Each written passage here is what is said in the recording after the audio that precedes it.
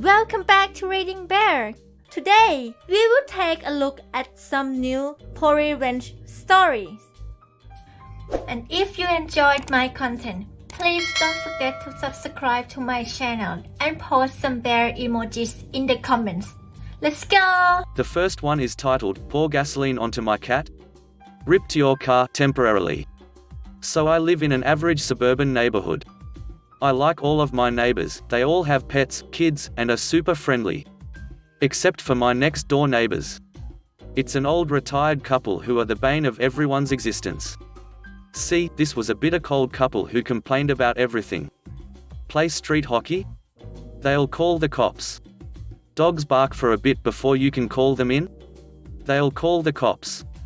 A little kid walking down the street barefoot steps on the edge of their lawn to get to a friend's house without burning their feet on hot asphalt? They'll scream at the kid and threaten to call the cops. Needless to say, these were nasty people. They didn't have any pets and their kids were old enough to have moved out. Because they always had to have something to complain about, they complained that my cat would wander into their yard. They claimed he would cause a huge mess and ruin their garden, but I would watch my cat on a regular basis and he would just wander around and sniff stuff. Didn't so much as pee in their yard. My cat never wandered far, it was either my yard or my neighbor's yards, and my cat did its business in the litter box inside, never outside. So it was clean and unobtrusive. After months of the nasty couple complaining about my cat, he came home one day was all wet. I assumed he wandered into a puddle and got himself wet, but then I smelled it. He was drenched in gasoline. As I said, the cat never wanders far, it doesn't go onto the road and stays in my yard or the adjacent neighbor's yards, and my other neighbor loves the cat and gives him head scratches and feeds him treats. Definitely wasn't them. I also keep my gas can closed up and kept in an area he can't get to, so it wasn't my gasoline. So I knew it was the nasty neighbors that did it. They saw my cat in their yard, called him over like he's used to everywhere else and poured gas on him. I could not describe my rage when I saw this, so I had to plot my revenge. I had no proof they did it, but when I angrily questioned them, the husband was getting super defensive and angry and changing details every other sentence, so I knew he was lying. Because I had no proof, calling the cops amounted to absolutely nothing. I ordered a bottle of liquid butt off of Amazon. This is a liquid where one drop of the stuff can clear out a convenience store for smelling strongly of crap. I then waited until 2 AM or so, snuck over to their driveway and poured the entire bottle of the stuff into the intake vents at the base of the windshield of their car. This meant the crap smell would seep into their vents and would be next to impossible to clean out. And this wasn't just a standard crap smell, it was enough to singe your nose hairs and prevent even anosmic people from being able to sit in that car, even with the windows down. The husband likes to get coffee at Dunkin' Donuts every morning, so I watched through my window as he got into his car, turned it on, immediately turned it off and got out, storming into his house while gagging and trying not to puke. Calls his wife out, who went to inspect the car with him. She couldn't even get inside the car, she just has to be next to it, and it was enough to overpower her senses. I'm next to my living room window laughing my butt off at this point. Buttholes got exactly what they deserved. 10 minutes later or so and a cop shows up. I see them ranting to the cop, who looked disgruntled to begin with, as these people were known for wasting cops' time.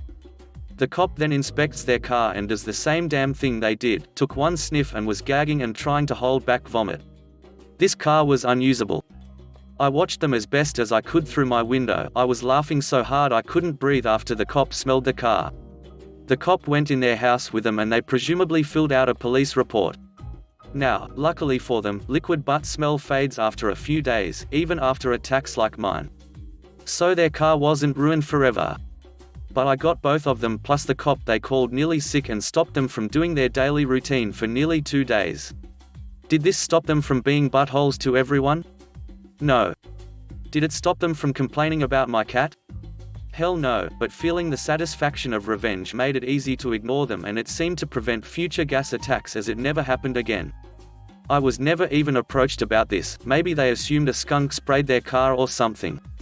The next one is titled, Threaten My Dog. Get your truck towed. I lived in an apartment complex for most of my time at university. At the start of year 3, I got a dog, a young Belgian Malinois, high-energy breed. There was a nice path around the apartment complex I'd take her on for her walks, and on one of those walks she slipped through her collar and got away from me. She darted into one of the stairwells, and scared a woman. I caught up with her, leashed her up, and the woman reamed me out for a minute, and I can't blame her, but after she said her piece I apologized and went on my way, pretty much dropping the mind from topic. Well, I live in Florida, and a couple weeks later on I decided to get my concealed carry permit, not because of the prior incident, but, well, better safe than sorry. At least 2 months later, I'm just getting into the habit of carrying regularly. I'm on my walk with my dog, and a rather nice truck, Ram 2500 Julie, probably $40,000 plus, stops beside me. I usually walk with headphones in, so when the guy rolls down his window I take him out. He starts yelling at me about how my dog scared his wife and I need to keep better control of her, keep her on the leash, so forth. Since I basically forgot the prior incident, I had no idea what he was talking about, but I wasn't gonna listen to him. I pop my headphones in, and start walking. He backs the truck up, puts it in park, and starts yelling at me some more, about 15 yards away, but this time, he's also threatening me, and my dog. He's a surprisingly ghetto guy for the truck he's driving, pants around his waist, tied with a string, baggy clothes, thug accent, the whole thing. Saying things like, "Man, I'll beat the crap out of you, I don't even care, I'll kill your dog, I'll beat the duck out of your dog." I've never been threatened like that before, but with a .45 in my coat, I know I at least won't be in any real danger. That said, I'm a young guy on the slimmer side, and he probably thought I wouldn't have much of a spine. I tell him he needs to just leave me alone, to get in his truck and go. That's pretty much my only response to everything he's saying. Well, a maintenance worker for the complex is working about 60 feet away, and he's watching everything that's going on. I ask him to call the police while the guy is yelling at me.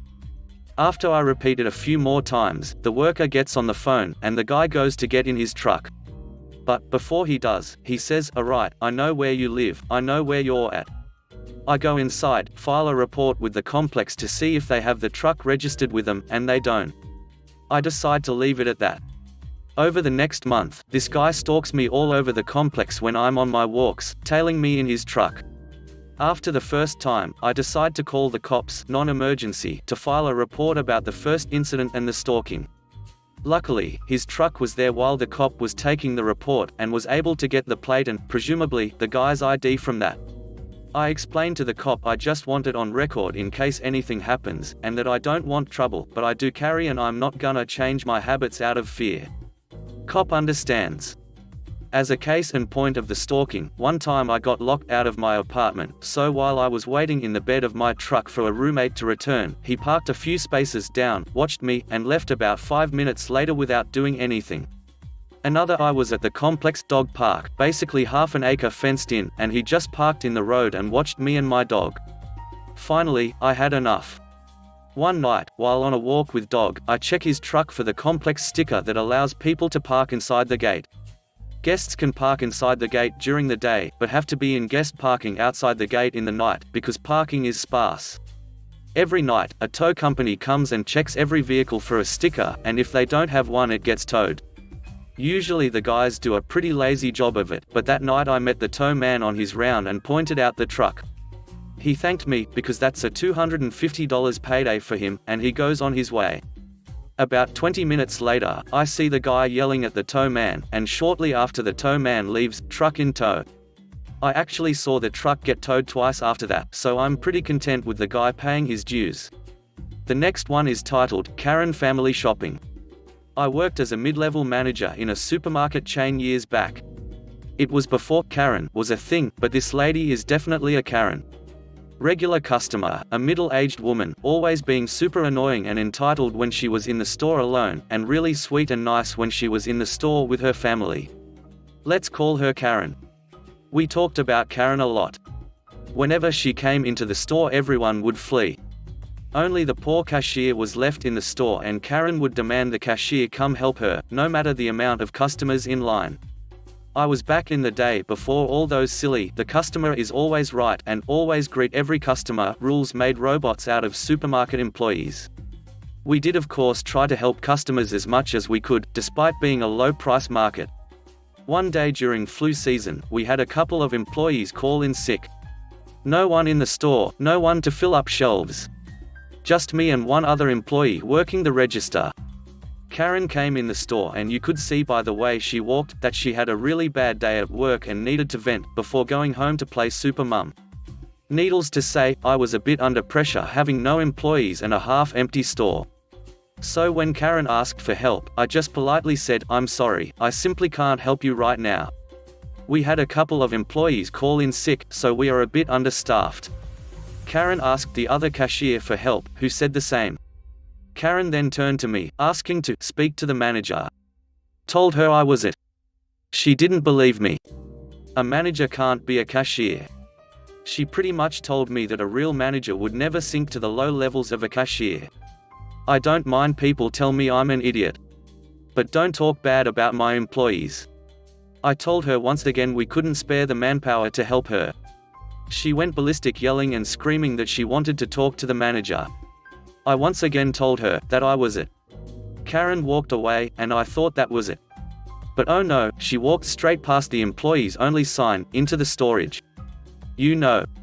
The storage with direct access to the office.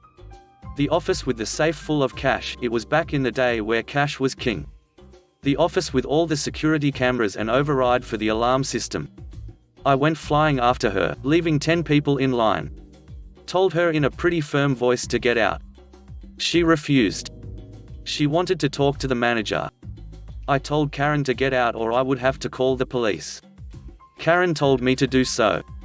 I told Karen that she was to consider herself banned from not only this store, but from all other stores of the same chain and the chains under the same umbrella corporation, roughly 50% of all supermarket chains in the country.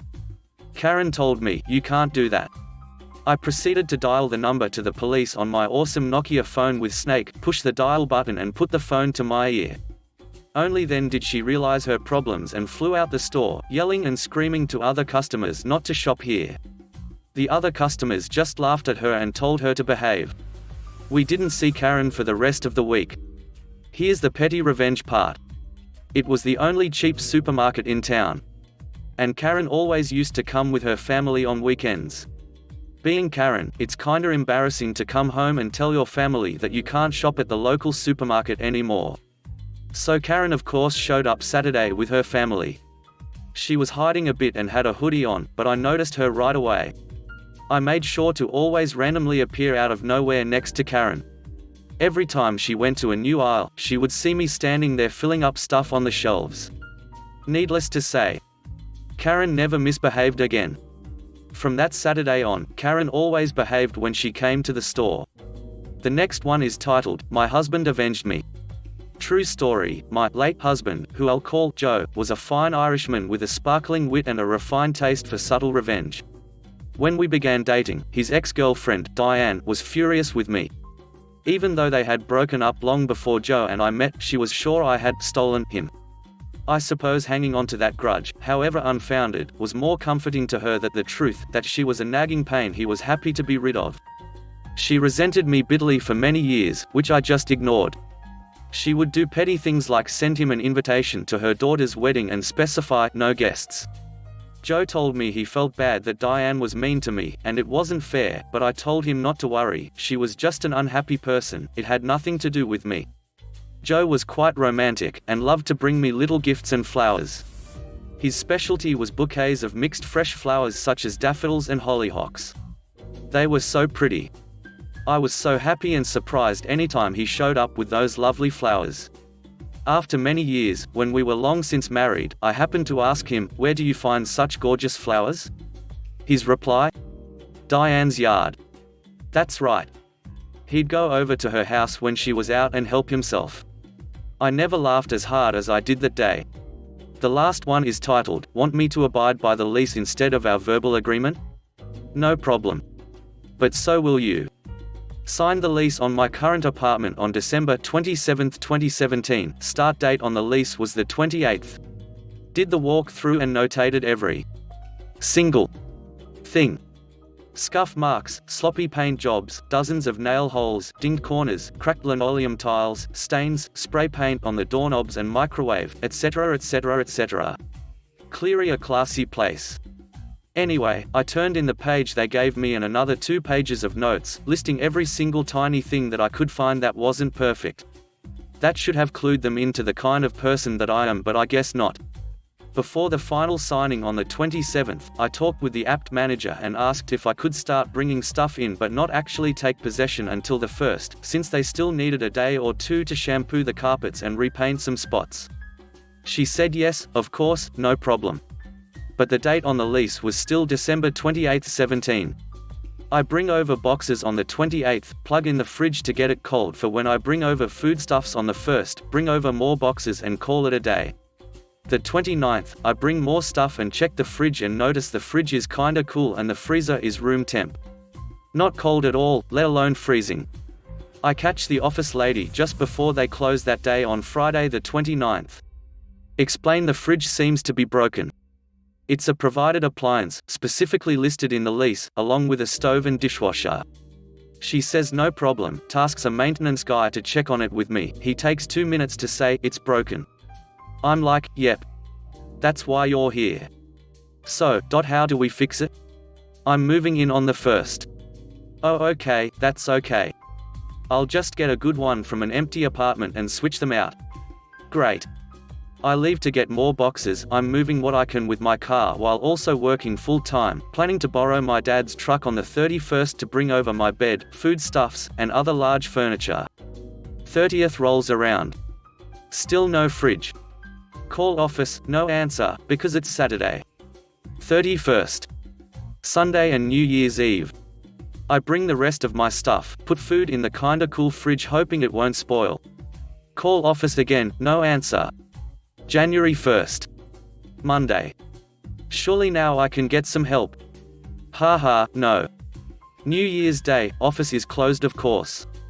I still drop off rent in the rent box. January 2nd, Tuesday. And office is still closed because no one likes to work with a hangover, I guess. Most food now is either definitely off or at the very least untrustworthy. I tossed about $80 worth of food but not before taking a photo of it all. I'm officially upset now. Wednesday morning, the 3rd, I'm at the office at 7:55 a.m., just as the apt manager rolls up to open up for the day. She still looks hungover. Must have been one hell of a New Year's. Meanwhile, I haven't had a working fridge for 3 days, that I'm counting, and had to toss a lot of food. I'm not happy, to say the least. Still, I politely but tersely told her what was going on, showed her the picture of lost victuals, and was promised I'd have a fridge that day. I go to work. Get home about 11 p.m, still no ducking fridge. I do some googling, and it takes a while because the info was not readily available, but I finally find the owner's contact info. I call around 1 a.m, leave a detailed and noticeably upset voicemail, and go to bed. Wake up, go to work, come home that night, and finally the fridge fairy has blessed me with a visit and I find a working goddamn cold box in my kitchen. It's in the middle of the kitchen floor at a weird angle instead of in the spot made for it, but whatever. I'm happy the whole ducking thing is over and I can focus on unpacking. That was January 4th, 2018. Needless to say, not a good first impression of the place. Sorry for the long exposition. Now onto the malicious compliance. 2 weeks go by and I come home to a note on the door saying I owe $XXXX in back rent. Back rent? I haven't even been here a whole month yet. I go to the office to see what's up and get told that I didn't pay for the first 4 days of my lease and that I had to pay that by the end of the month or face a fine.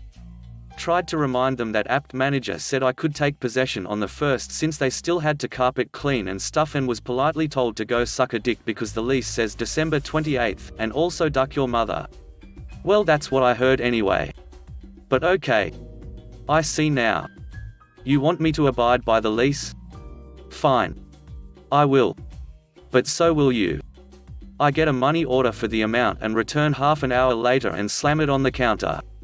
Apt manager is there too, kinda avoids my eyes, takes the money order and starts to walk back to her office.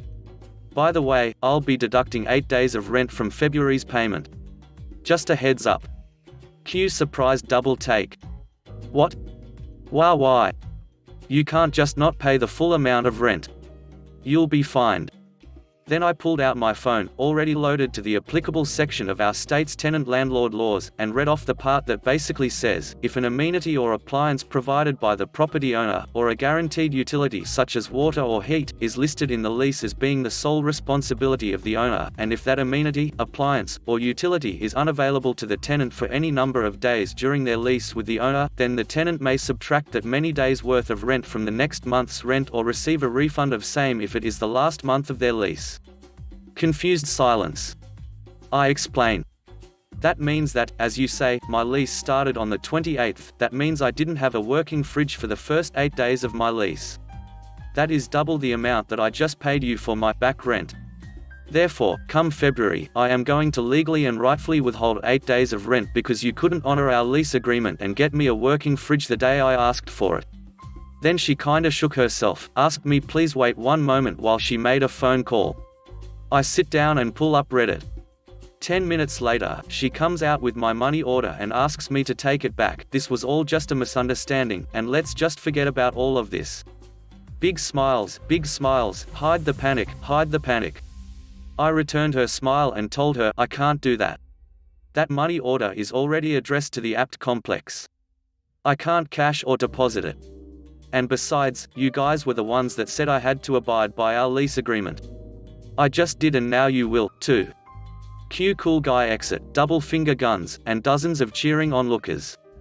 Pew pew pew. Ha, no, I just got my stuff and said, well, guess I'll see ya on the 1st. Have a good one. And I left.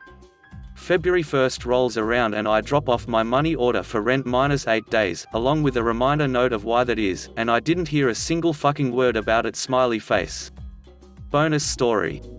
About 6 months in, my toilet starts a micro leak, hairline crack on the inside of the tank, starts staining the linoleum, and rather than drag it out and get the run around like last time, I write up a note that basically says, pursuant to code 1.42.69, blah blah blah, if the owner does not complete required repairs within 2 weeks of written notification, tenant may complete those repairs and deduct all related expenses from the next month's rent.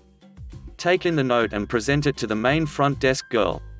When asked why I went to all that trouble when all I had to do was submit a maintenance request, I remind her about the fridge fiasco, her eyes go wide, and I get told, not to worry, they are on it. 3 hours later, I had a new toilet. If you're a renter, look up your tenant laws. They are there to protect you. Thanks for listening.